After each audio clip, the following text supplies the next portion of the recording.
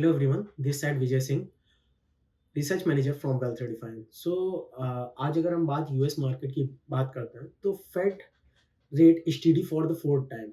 Okay, and the second one is on Monday 5:30 AM। अगर Jerome Powell की अगर हम एक मीटिंग देखते हैं तो वो किसके बारे में बात करेंगे? इन्फ्लेशन एंड इकोनॉमिक रिस्क के बारे में, जो कि एक मॉर्निंग सेशन में एक इंटरव्यू होने वाला है। तो ओवरऑल अगर हम देखा जाए तो इसका बहुत ही हाईली इम्पैक्ट इंडियन मार्केट की ओपनिंग में पड़ सकता है।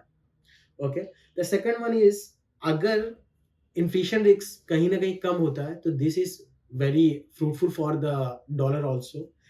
एंड द थर्ड, जो एक मेन इम्पॉर्टेंट डिसीजन आ सकता है कि अपकमिंग डेज में वो फेड की जो इंटरेस्ट रेट है वो डिक्लाइन करेंगे या नहीं। That is the main matter. And the second one is, अगर हम अपने इंडियन मार्केट की बात करते हैं, so Nifty touches its all-time high again and made a new high, 22,126.80. And the second one is, whereas the key momentum has been seen in the IT sector. Support of Nifty is around 21,800. If it breaches on the Monday, so we can see the momentum towards 21,700 and 21,600. And the upside, we can say it is an open sky till 22,400 to 22,500.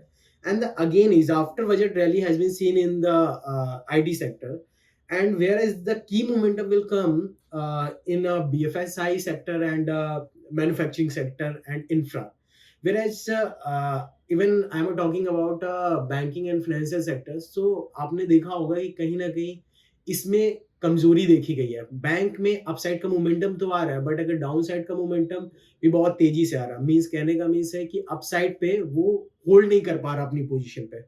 सो अगर हम upside की prediction करें तो 47,000 अगर hold करता है तो हम 48,000 के आसपास की काफी अच्छी रैली देख सकते हैं।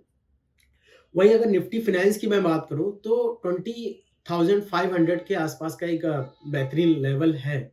अगर उस लेवल को ब्रीच करके सस्टेन होता है तो कहीं ना कहीं अगर हम लेवल देख सकते हैं ऊपर 21,000 के आसपास। Thank you so much. Mutual fund investments are subject to market risks. Read all scheme related documents carefully.